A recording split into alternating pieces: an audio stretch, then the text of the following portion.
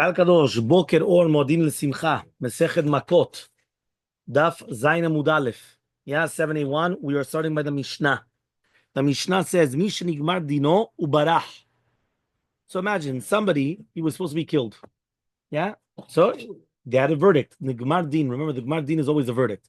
So they have the verdict, and then he ran away. So they weren't able to do anything. Uva lifnei oto betin. He comes in front of the same betin. En sotrin et dino. They don't start again. Meaning, we're not going to start saying, you know what, maybe there was a mistake. Maybe it's just the exact same betin. He came in front of the same betin. They gave a psak. That's it. Fine. כל מקום שיעמדו שניים ואומרו, מי דמנו ביש פלוני שנגמר דינו בבית של פלוני, ופלוני פלוני ידיו, זה הרי זה ירק. If any place where you have two witnesses, they come to the din, and they say, we come and we testify about this certain person, that he had a mardin, right, in the bedin of Ploni, right, and Ploni were his witnesses, how does the yarek? He's going to be killed, right? He's going to be killed in the bedin. Now, they don't have to again start doing the entire process, because since the two witnesses come and they testify and they say who are the witnesses, they say everything. So that's it. They come, they kill him. Again, they don't have to do anything. Fine. Sanhedrin noheget ba'aretz uvechutz haaretz. You know, Sanhedrin is going to be noheg whether in Eretz Yisrael or in chutz haaretz. Here we're talking about the Sanhedrin of 23. Remember that in order to kill, you always need minimum of 23 dayanim to kill. Meaning a bedin of the right. It doesn't have to be bedin gadol of 71, 72. Right? It's already enough. Sanhedrin haoreget echad bashavua nikra chovlanit. When you have a Sanhedrin that kills once in 7 years, it's already considered a chovlanit. It's like mamash that, of killers, right? So he says, Rabbi Lazar, right? Ben Azariah Omer, echad l'shivim shana. It's not once every 7 years. Once every 70 years. So imagine, no, meaning like that. No, if somebody has to die, somebody has to die. The only thing is, if it does happen that they're going to have somebody that means, let's say they have 2 in 7 years, or according to the next shita, 2 in 70 years. So they're already considered like a bedin, that they're killers, like they're meaning, murderers, meaning that they have to, they have to pay attention. You understand? Meaning that they have to try to be melamed zechut, not just come and stam and come for kill for no reason. Okay? Rabbi Tefon and Rabbi Kiva omrim, ilu hayinu b'Sanhedrin lo ne'erag adam ha'olam. He says, what are you talking about? If we were in the Sanhedrin, nobody would have ever been killed. It doesn't exist that somebody would have been killed, because basically they would have continued asking, interrogating so many times the witnesses until they would have found some type of a contradiction or some type of a thing, and then that's it. They would have just, they cross-examine. Right nowadays, it's called cross-examines, right? They would cross-examine so much until finally would just say, okay, that's it. There's nothing what to do. So what happened? Rashba Gomer, Rabban Shimon comes and he says, Afhen marbin shofchei damim b'Yisrael. He says, okay, very good. You could brag about, right, saying that you're not going to kill anybody, but they're also going to cause murders. Why? Because any murderer knows that he's going to get off the hook. If you know that there's no death penalty, right, what's going to happen? You're going to cause more murders. There's the Gemara. Lifne oto bedin huden sotrin, halifne bedin acher sotrin. 1 second, we're going to make a diuk. You know what a diuk is? We're going to deduce from the Mishnah. The Mishnah started off by saying that somebody that was nigmar din and barach uva lifne oto betin. He ran away. That means they gave the verdict, and all of a sudden, whoop, he went for the run, and he escaped. But then all of a sudden, he comes back to the same betin. So when he comes back in the same betin, en sotrine dino. That's what the Mishnah said. En sotrine dino means we're not going to go back, right, and start again the entire case to see maybe bemet there was a mistake and maybe bemet he was innocent. No. The same. Medayek the Gemara, only if it's going to be lifnei oto betin acher, right? Lifnei oto betin, then in sotrin. Lifnei betin acher, sotrin. They are going to be soter. Hatani seifa, we learned in the seifa. Kol makom sheyandu shnayim yomlu midim anu shligmar dim mivodim blonim plon edav. Harez nerad. So it's a stira in the same Mishnah. Because mitzad, the first part of the Mishnah, the former part of the Mishnah, and the Reisha, what's it mashma? That davka lifnei oto betin en sotrin, betin acher can sotrin. You do soter. You destroy the judgment, and you have to start again. But then in the Seifa it said, when you have two witnesses come and they say that he was already convicted in one betin, and these are the witnesses that he had, what happens? You don't start again. So what are you talking about then? I thought you said only in the same betin they don't do it. They don't start again. If it's another betin, you do start again. Here's mashma, even in another betin, you don't start again. So answers, everyone understood the question. It's a stira kilu from the Reisha to the Seifa, from the former part of the Mishnah to the latter part of the Mishnah. Okay, from the Reisha to the Seifa. So it says the answer is the Gemara Amar Abaye. Abaye says, Akashya. It's not a question. Why? Kan beretz Israel, kan bechutz laaretz. When the first part of the Mishnah was talking about that a bedin, we're talking about in Eretz Israel. Meaning, if this bedin, right, is not the same bedin that he was nigzar mita, sotrim medino, and we do it again, right? However, though, the next part of the Mishnah was talking about in chutz laaretz. In such a case, even if it's not going to be the same bedin, we're not going to be sotrim medino. Rather, we kill him immediately. Yeah. Now he says, how do I know such a thing? Meaning, why are you differentiating between the court systems in Israel and the court systems in the diaspora? What's the difference? You understand? If it's in Eretz Israel, yes, sotrim medino, if it's not going to be the same bedin. But in chutz laaretz, even if it's a different bedin, and sotrim medino, we don't start again. You continue again. Why? What's the difference between the Batei Dinim and Eretz Yisrael and Batei Dinim and Chutz Laaretz? Abaye brings a proof to Tanya, but we learned to the Braita. The Braita says that Yudam and Tustai Omer Mishum Rabbi Shimon ben Shatach. So comes Yudam and Tustai, he brings it in the name of Rabbi Shimon ben Shatach. Barach me'eretz, right, or me'aretz, the Chutz Laaretz. If somebody's going to run away from Eretz Yisrael to Chutz Laaretz, and he goes in front of a Bedin, and Sotrin Dino, we're not going to be Soter Dino. Right? However, though, Michutz Laaretz, Laaretz, Sotrin Dino. We are going to be Soter Dino and Chutz Laaretz to Eretz Yisrael. Why? Mipnei Zechuta shel Eretz Yisrael. There's special Zechuyot in Israel. And because of the special Zechuyot in Israel, maybe he's going to be innocent. Meaning it could be that when they judged him in Chutz Laaretz, he was going to be guilty. But then when they start judging him in Israel, it's not that the people are more learned. It's just that Eretz Yisrael has special zechuyot. I'll give you an example. Do you know there's halacha that after 10 years of marriage, you have to come and you have to get divorced if there's no children. Meaning you have a couple, they got married. After 10 years, there's no children, they have to get divorced. That's halacha. Why? You want to procreate. In Chutz Laaretz, you don't need to.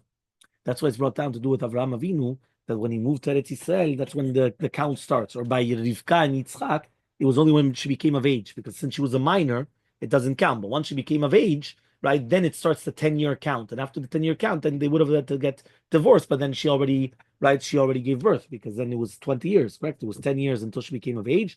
And then it was another 10 years until she gave birth. So therefore, she would have had to get divorced afterwards. Even by Avraham and Sarah. Chutz Laaretz, you don't have to get divorced. It's only in Israel. Why?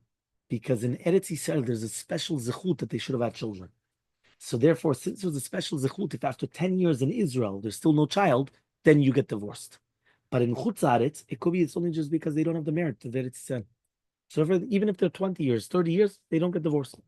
Right? Nowadays, it's brought down in Shulchan Aruch, we don't force anybody to get divorced, which means that if a couple are there for 20 years, 30 years, 50, even in Israel, we don't, right? We're in Enkofim, we don't force on these things anymore. But once upon a time, we would force them because he has to procreate. He's got a mitzvah, perurvu. So therefore, he has some mitzvah to procreate. So you would force him. You would tell him, listen, get divorced. In the olden days, you would tell him, take a second wife, right? Because you were allowed to have a second wife. If you have a second wife, you have the children from the second wife, no problem, right? But if right now you can't have a second wife, so therefore we would force him to get divorced once upon a time in order to get married to someone in order to have children. So this just shows you that there's a difference between the Batei Dinim in Eretz Yisrael and Chutz Laaretz, and that's the difference. Why? Because of the Zechut of Eretz Yisrael. So therefore, here it could be that if right now he ran away from Chutz Laaretz to Eretz Yisrael, we start again the entire court system. Why the court case? Why? Because maybe the Zechut of Eretz Yisrael, he's going to be innocent and he's not going to be guilty. Mishnah. Okay? Sorry. We're quoting the Mishnah, right? There's the two dots. Yeah, we said in the Mishnah, Sanhedrin Gedula, basically the Sanhedrin, we're talking about the 23, not Sanhedrin Gedula of the 71, 72. We're talking about the Sanhedrin that kills, right? So it's not just Tam, a Beddin or a Sanhedrin of 3 people, right? We're talking about for money matters. We're talking about Mamash, a Sanhedrin of 23 that are able to kill. So whether it's gonna apply, whether in Eretz Yisrael or in Chutz Laaretz. Menan and Mileh, how do we know that it applies also in Chutz Laaretz? So he says, Tanu Rabbanan, because we learned in a Braita. It's going to be for you a chukah mishpat, right, for generations. Lamanu, we learn, says the Sanhedrin shulagim ba'aretz v'chutz haaretz. In ken, if so, ma talmud lomar b'chol sharecha. So what does it come to teach you now? bechol sharecha, because there it says, "Vayuel lechem bechol b'shpal b'chol b'shotechem." What does it mean bechol sharecha? Because it says, "Shoftim v'shotanim titen lecha bechol sharecha, asher Hashem Elokecha noten lach." So he says, "Bisharecha ata moshiv batei dinim bechol plach uplach ubechol ir va'ir, ubchutz haaretz ata moshiv bechol plach uplach, v'hin ata moshiv bechol ir va'ir." Which means like this: in Israel, you have to do it in every single.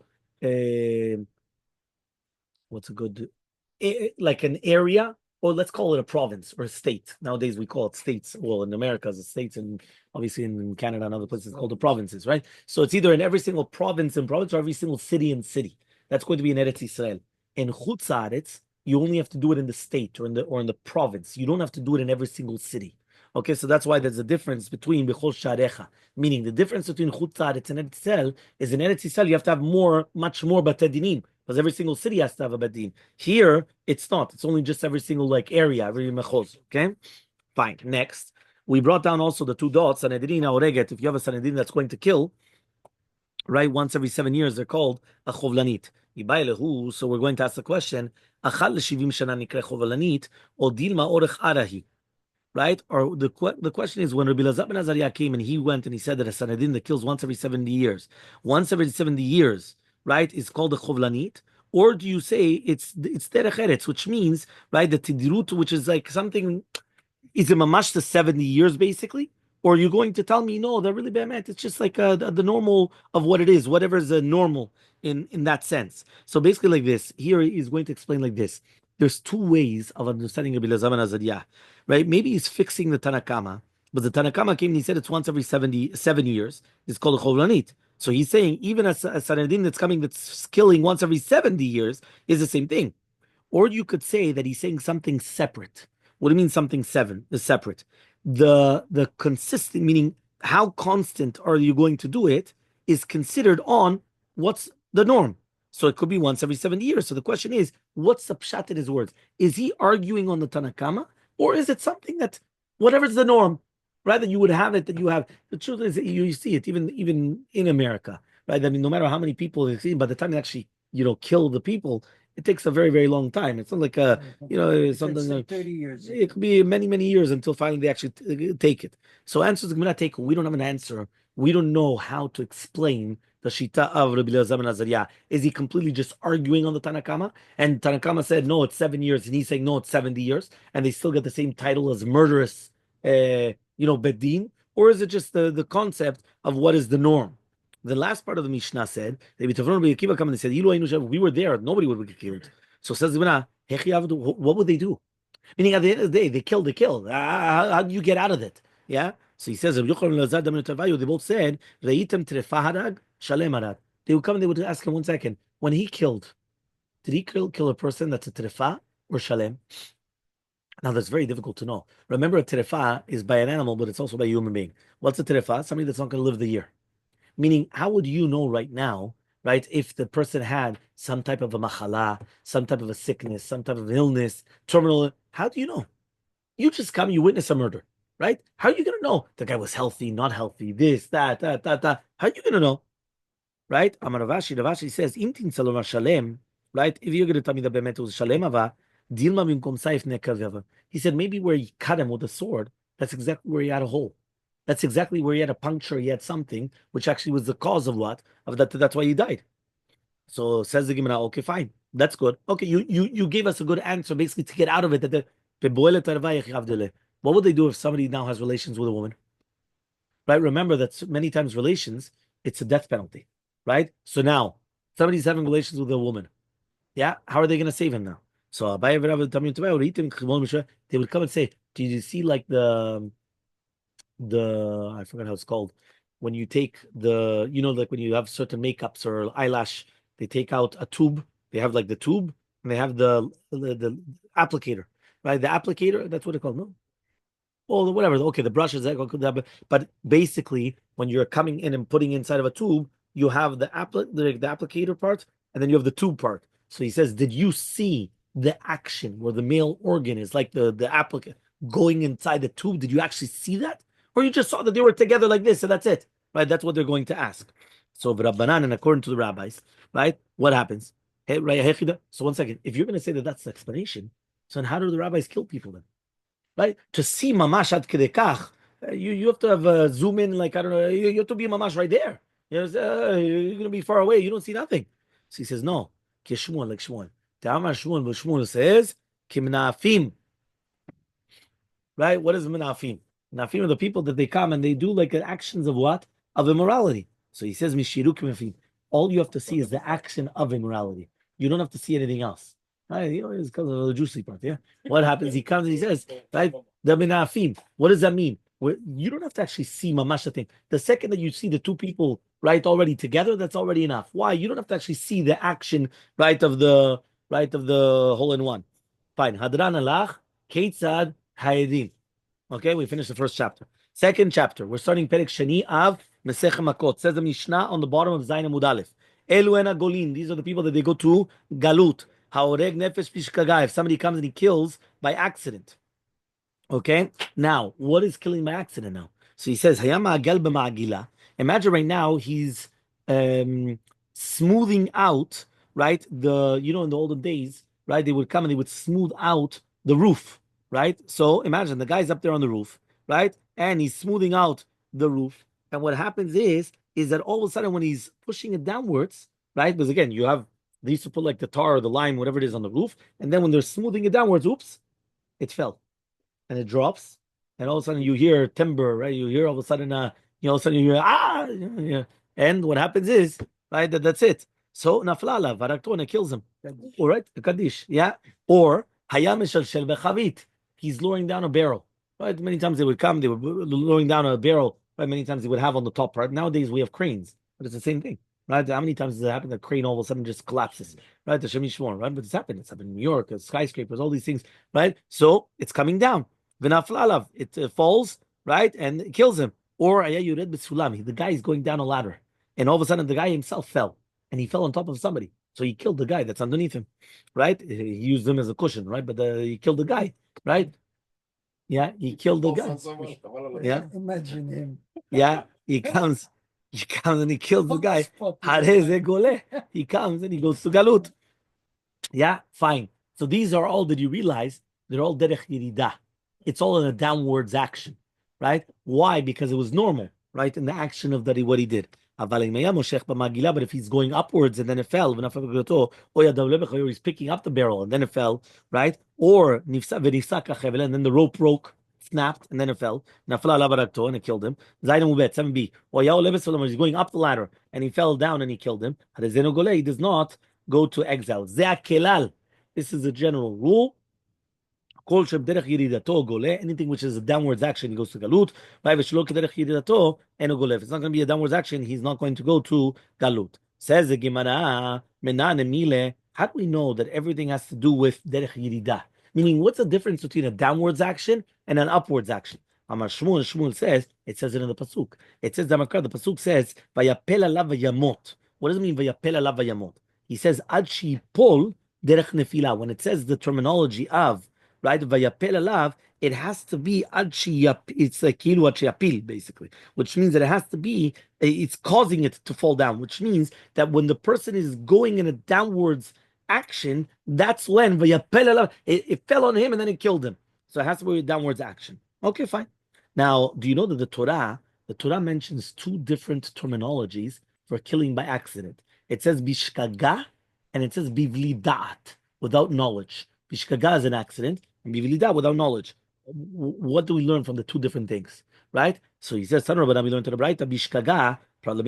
Obviously, accident comes to exclude purpose with intention. Bivlidat, sorry, not with it, but that's the next one. Prat lemezid means on purpose. He says bivlidat problem mitkaven, because if he did it bechavana, obviously it does not help. Okay, fine. So says the Gemara, mezid pshita barkatalahu. Says, one second, I need the pasuk to tell you that if you did it b'mezid, you're not going to be chayav galut. If you did it b'mezid, you get killed. Right? If a person comes, that I think they call premeditated murder. I think that's the first degree murder, right? Not just some manslaughter or something like that. It was done right without intention. You understand that? It's just a guy comes and he took somebody, he knocked him down because he was driving, whatever it is. That could be, it depends if it's manslaughter or if it's going to be. There's another terminology also if it's done on purpose or not. But but meaning Here it's mamash for the guy had intentions to kill. Yeah, you know what it's called or not? Manslaughter. The other one is.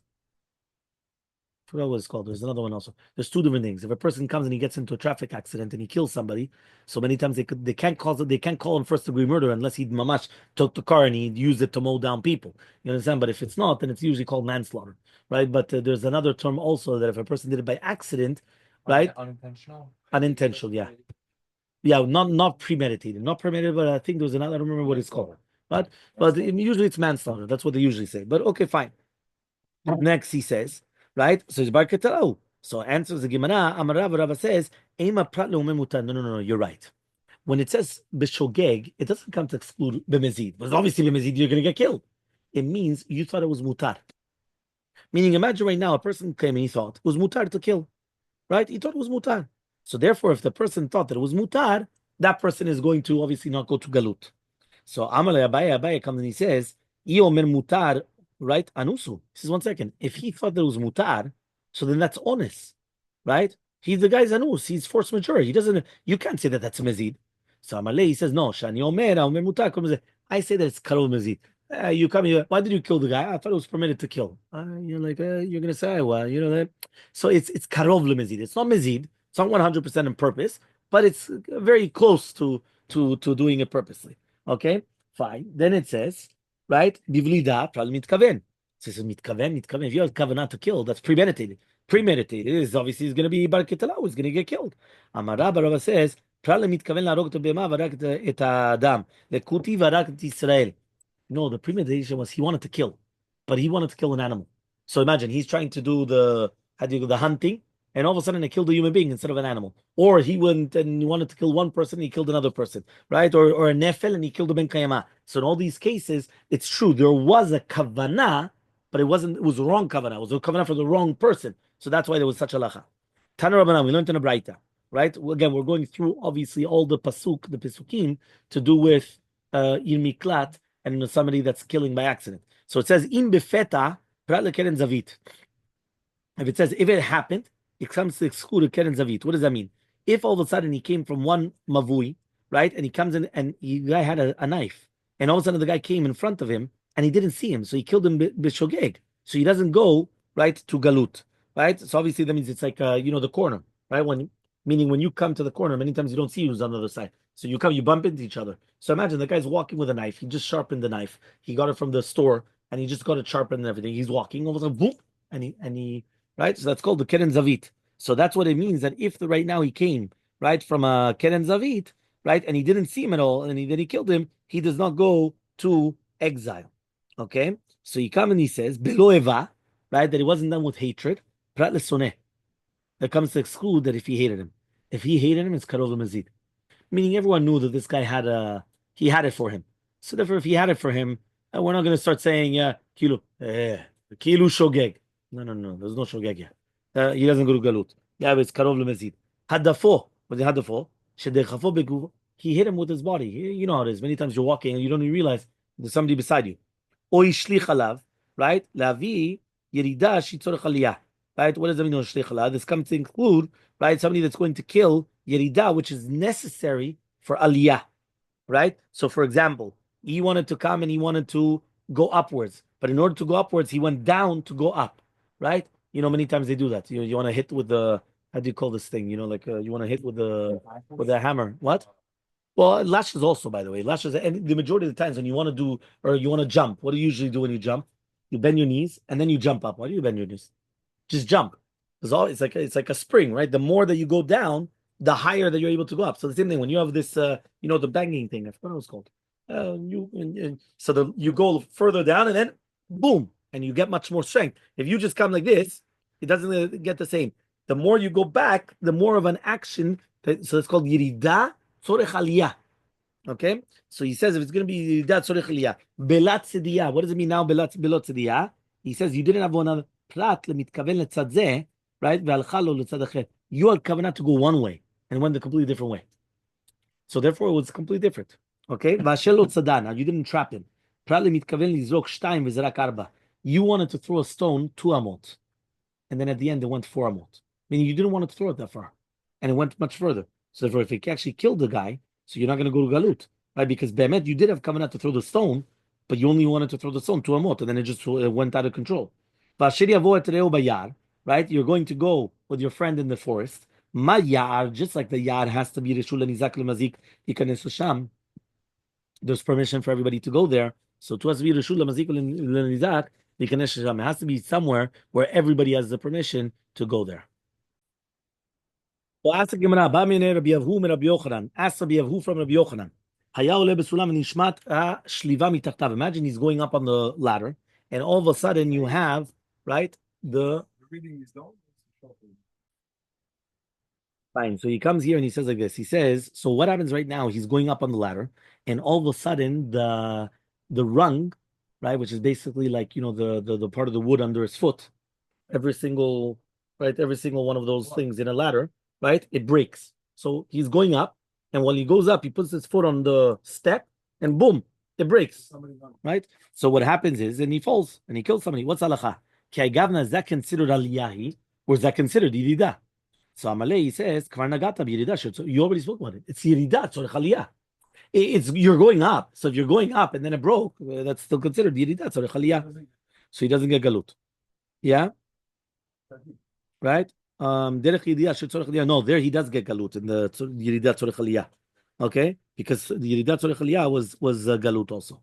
So he says doesn't matter. That's what you only go to galut when you don't do it on purpose. Galut, exile, is only b'shogeg. Yeah. So 8 ways. So we ask the question. Zak kelal. 1 second. Kol shorei b'derech yiridato goleh. Shlo b'derech goleh. Shlo b'derech yiridato. Was it? Is it not coming to include this case? Meaning here it's like keilu the yiridah. So you shouldn't go to galut because the galut was always yiridah. Here wasn't yiridah. It was yiridah. Tzorech aliyah. So v'litamech, and according to your reasoning, kol shorei b'derech yiridato. What does it come to include when it tells you that if you kill derech yiridato, right? What is that coming to include? So he says, "Elalatuye," coming to include katzav. Katzav is where you cut, where you went and you cut the basar, where you butcher the basar. Hachanami l'itoy katzav. So to here, it's going to come and it's going to butcher, right, the butcher as well. So therefore, again, we're talking about the entire concept of the katzav that he's killing at the time when the time was learned on the Braita. Katzav shayami katzev, right? When you have a butcher that he's coming, and he's killing. Now he's got the knife. Remember, he's got the knife and he's doing the cutting the meat. So Tana Kam one says, right? Lifanav. If it's going to be that he put the knife in front of him, he's going to be chayav galut. Le'achorav. If it's going to be behind him, it's going to be patur. Tanya Yidach, the other one comes and he says, le'achorav. If it's going to be behind him, he's going to be chayav. Lefanav, in front of him, it's going to be patur. Tanya Yidach, we learned in another one, ben lefanav ben le'acharav chayav, that he's always going to be chayav, whether in front of him or behind him. Tanya Yidach, ben lefanav patur. How do you do this? Everyone understood what happened. One more time. You've got the butcher, right? One of them is coming and saying lefanav chayav la'achorav patur. The other one is saying lefanav patur la'achorav chayav. The other one, both of them are chayav. The other one, both are patur. There's only four choices, right? So, but how do you have that then? What's the case, right? So he says v'la kasha. It's not a question. Kan b'yirida shelifanav v'aliyah shelacharav. Here we're talking about the yirida, which is in front of him, and the aliyah from behind him, meaning he's bind, he's going up, and then he's going down, correct? So he's here, going upwards, and then downwards. That's the yirida. Yirida shelifanav is here downwards, and the aliyah shelacharav is from here going up. So here it's an upwards action, but here it's a downwards action. In such a case, when he's doing that, right, he's going to be going to galut. Why? That was derech yirida. Why is it derech yirida? Well, upwards. Huh? Well, upwards. No, but yirida is, but aliyah is always patur. Aliyah doesn't go to galut. Aliyah yirida before. Huh? Yirida before.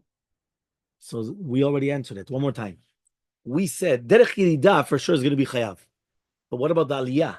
So he said, since it was an aliyah, let's sort of mean like this. I come, pay attention, right? I've got this. Okay, this is the knife, right? How do I do it? I come and I bring my hand back, right? The wind up. So now I'm here. When I do this, that's an upwards action. But that upwards action was for the what? For the yirida. And then I have the downwards action. So in such a case, when it says, right, when it says that lefanav is going to be chayav, belacharav patur, We're talking about that it was Yirida was lefanav, but the Aliyah was lacharav. Meaning, when I come and I pick up my hand this way, right? One more time. I've got my hand. I pick up my hand. This is Aliyah. So this is Patur. And when I go down, boom, I'm going to be Chayav. Okay, fine. Next, Kan ba'aliyah shelefanav v'yirida shelacharav. We said Aliyah lefanav. So when I kill this way, I'm going to be Patur. But here we're talking about Yirida. Here it's downwards. So when it's downwards, I'm going to be Yirida shelacharav. I'm going to be Chayav. Why? Because it's Yirida. It's like this? Yeah.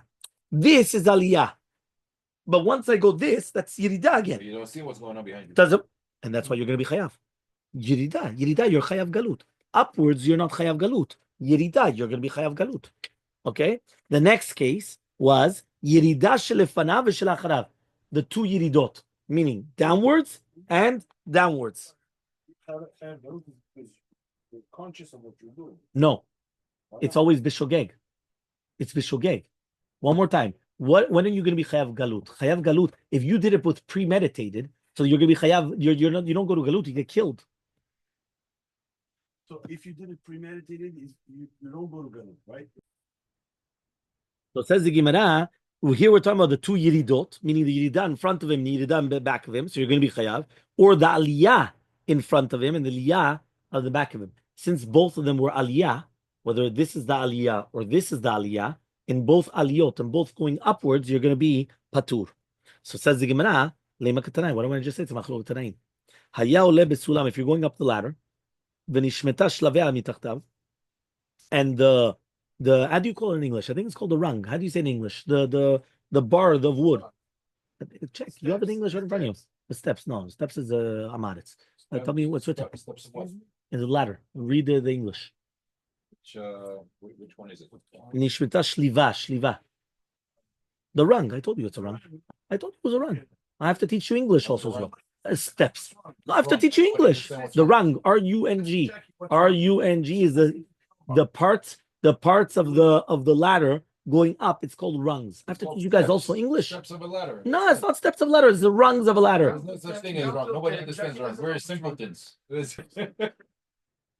says like this. He says it's a machok tanaim. Haya ole basulam. If you're going up the ladder, v'nishmeta shiva mitachtav, and all of a sudden the rung broke from underneath him. Tani chada, one of them teaches chayav, one of them teaches patur. My love bab kemipalged. That's not the machlok between them. The more savar that it's yirida, more savar aliyah. Meaning the machlok is it considered aliyah or yirida? You're going up the ladder, but what goes up must come down. No, if it broke, it's coming down. So the question is, what is that? Is that up or is it down? Right? You're going up. The rung is coming down, but you broke it.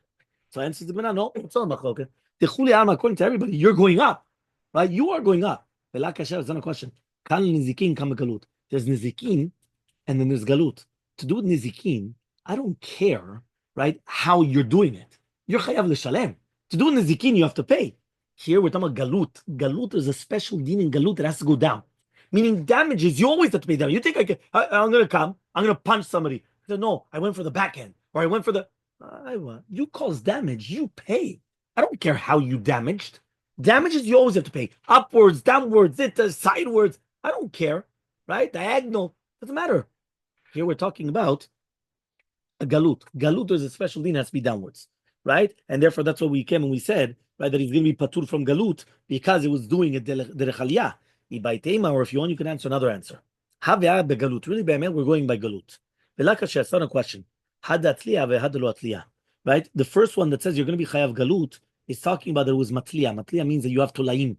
That means the worms, right, came and they already started taking away, right? That they started chopping away. They started chopping away the wood and they started destroying it. So therefore, the worms. He's talking about the tolaim.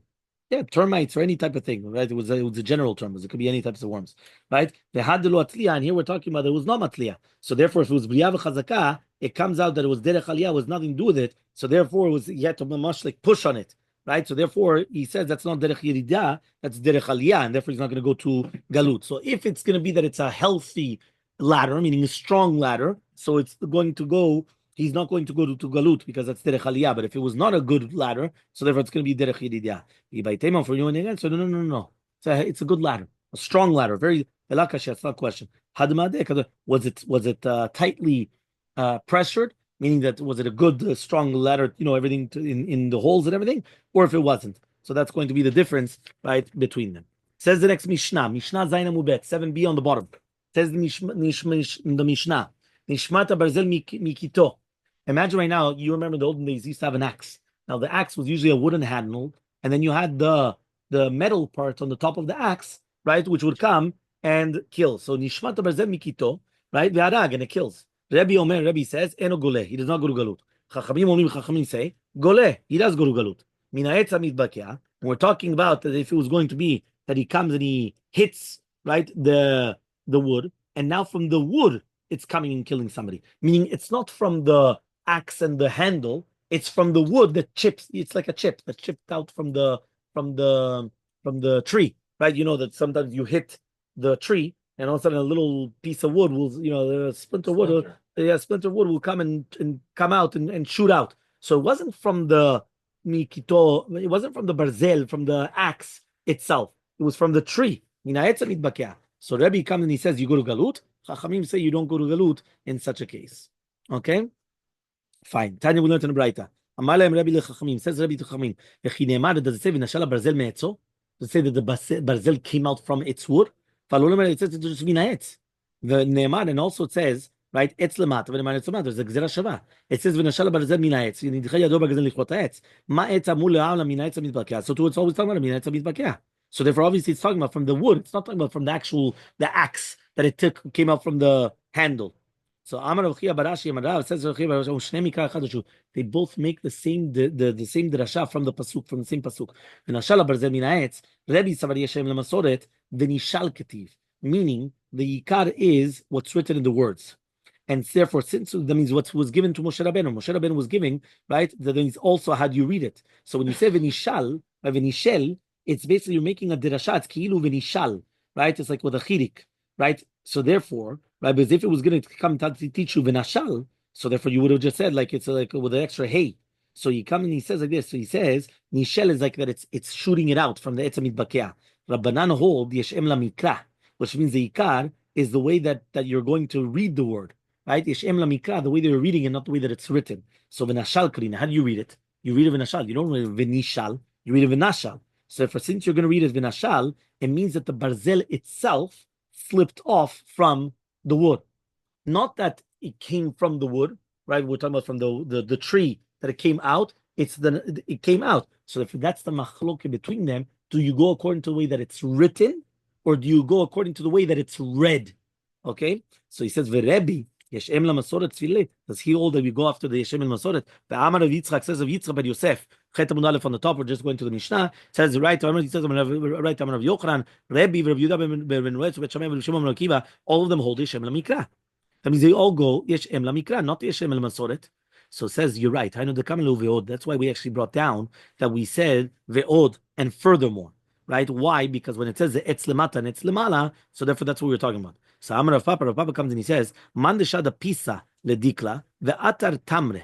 Somebody that's going to throw a piece of dirt at a dekel. So imagine he takes a piece of dirt and he throws it at a palm tree. And then what happens? The things fell down from the palm tree. Ve'azul tamre. Now these tamanim, they come and they kill. Banun machloket Rabbi Rabbanan. That's going to be a machloket of Rabbi and Rabbanan. Right? Why? Because basically what's happening is that the dates which are on the tree is like the splinters which are coming out of the wood of the tree. It's the same thing. One more time. Here I've got an axe, right? And the axe is on, and I hit the tree. When I hit the tree, the derivative what came out of it was the splinter, the piece of wood that came out and flew and killed somebody. The same thing. Here I've got the goosh, I've got the cluster or whatever it is, or the dirt, right? The clump of dirt. I take it and I throw it at the tree. So that's like kilu, my axe hitting at the tree. Now what happens? The dates or whatever it was that came out from the date tree, that came and actually killed. So that dates, that was like the wood, the splinters that came out from the tree. So that's a machloket that Rabbi Rabbanan. Do you say v'nishal v'nashal? It comes out from there. So it says Rapshita, obviously. It says no. Ma'u the tema, I would have thought to say bekoach kocho dami, right? That this is koach kocho, meaning it's like a koach sheni. It's like a kli sheni here, right? Why? Because the guy that killed never touched the tmanim at all. It was the clump that hit the tmanim. It was like a ricochet. It was like something that came out from it. It wasn't my direct. It was indirect. It was like a gamma type of thing. So Kamashman comes teach you know that you're still going to be right chayav galut according to that. So he says Rabbi. So what is the case then of kokocho? What's the case of like a secondary action or a secondary how do you call it? Like a secondary force, right? That you're using. So he says, Kigon, for example, the shada pisla umachya legarma. You threw the clump of dirt. It hit the branch. And then the branch went and it knocked off, like the branch hit the cluster of grapes, and then the dates came down and it killed. That's called the koach kocho. Because when you came and you threw the clump only hit the branch. The branch then went and hit the other cluster, right, of the, how do you call it? Okay, the pool table. Exactly. Right, exactly, the billards. Very good. Okay, and then that's going to be considered the koach